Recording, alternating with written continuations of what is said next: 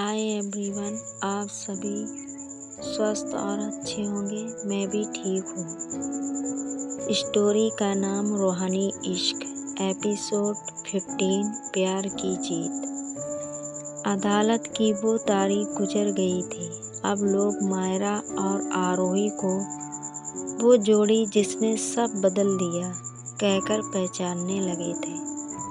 पहाड़ों के उस छोटे कस्बे में उनकी कहानी अब दास्तान बन चुकी थी, लेकिन असली कहानी तो अब शुरू हुई थी। जहाँ लड़ाई खत्म नहीं हुई थी, बस उसका रूप बदल गया था। दोनों ने कस्बे के किनारे एक छोटा सा घर खरीदा, लकड़ी का, नीले दरवाजे वाला, जहाँ खिड़की से सूरज की पहली किरण उनके बिस्तर पर गिरती थी। मायरा ने पेंटिंग से दीवारें सजाई, आरोही ने छोटे छोटे पौधे लगाए, तुलसी, लेवेंडर, गुलाब। दोनों सुबह चाय के साथ अखबार पढ़ती।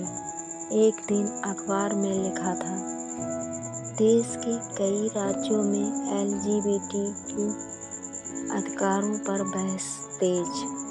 आरोही ने मायरा की ओर देखा। हमने शुरू किया था, अब लोग आगे बढ़ रहे हैं। मायरा मुस्कुराई। प्यार फैलता है, बस जरा साहस चाहिए। पर रातों को मायरा अक्सर चुप हो जाती।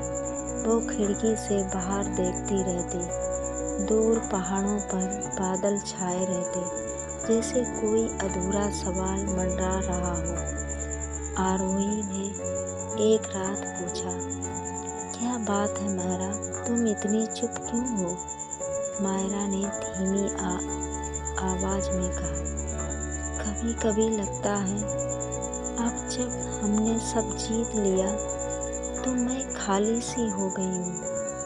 आरोही ने उसका चेहरा छुआ, क्योंकि अब लड़ाई बाहर की नहीं, भीतर की है। धीरे धीरे जिंदगी आम होने लगी। रोजमर्रा के बातें, खाना, कपड़े, बिल, काम और फिर छोटे छोटे नोक झोंक भी। एक शाम आरोही ने कहा, तुम हमेशा सब कुछ प्लान करती हो मायरा, कभी बस बहने की कोशिश करो।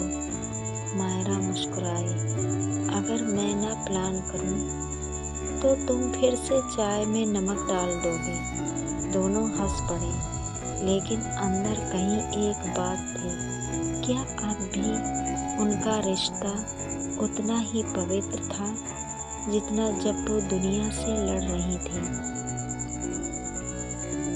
बरसात का मौसम लौट आया था।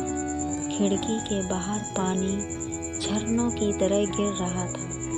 घर में हल्की हल्की ठंड थी। मायरा पेंटिंग कर रही थी। आरोही उसके पास आई। धीरे से उसकी उंगलियों पर रंग लग गया। अब कोई डर नहीं, आरोही ने पूछा। डर अब नहीं, बस उम्मीद है। दोनों हंसे। उस हंसी में राहत थी, आज़ादी थी और बीते जख्मों का सुकून भी। मायरा ने एक NGO की शाखा खोलने का फैसला किया, जहां ऐसी औरतों को सहारा मिल सके जो अपनी असली रूप से डरती हैं। आरोही ने कहा, क्या मैं वहां बच्चों को कहानी सुनाया करूं? तुम कहानी सुनाओगे और मैं रंग भर दूंगी। दोनों ने हंसते हुए एक दूसरे को देखा, जैसे जिंदगी ने अब उन्हें कोई नया मकसद दे दिया हो। कस्बे में अब और लड़कियां भी आने लगीं, जो मायरा और आरोही से हिम्मत पाकर खुलकर जीना चाहती थी। एक दिन एक लड़की आई। उसने आंसू भरी आंखों से कहा, दीदी, आपने मुझे खुद से नफरत करना छोड़ना सिखाया। आरोही ने उसका हाथ पकड़ा और कहा, हम सब किसी न किसी कहानी की नायिका हैं, बस अपने पन्ने खुद लिखने पड़ते हैं। उस रात मायरा और आरोही छत पर बैठे थे। आसमान में तारों की बारिश थी। आरोही ने कहा, पता है, जब तुम चुप रहती हो तो मुझे तुम्हारा डर सुनाई देता है। मायरा ने उसकी तरफ देखा और कहा, और जब तुम मुस्कुराती हो तो मुझे उम्मीद दिखती है। दोनों ने एक दूसरे का हाथ थामा और चांदनी में बस ये वादा किया, अब चाहे कैसी भी हवा चले, हम एक दूसरे की जड़ें बने रहेंगे। सुबह फिर वही घर, वही पहाड़, पर आज उनके दरवाजे के बाहर लिखा था, रूहानी आश्रय, उन आत्माओं के लिए जो अपने सच्चे रूप में जीना चाहती हैं। लोग अब उन्हें नाम से नहीं, आवाज़ से जानते थे, क्योंकि उन्होंने दुनिया को सिखाया था, प्यार सिर्फ हक नहीं, एक इबादत है।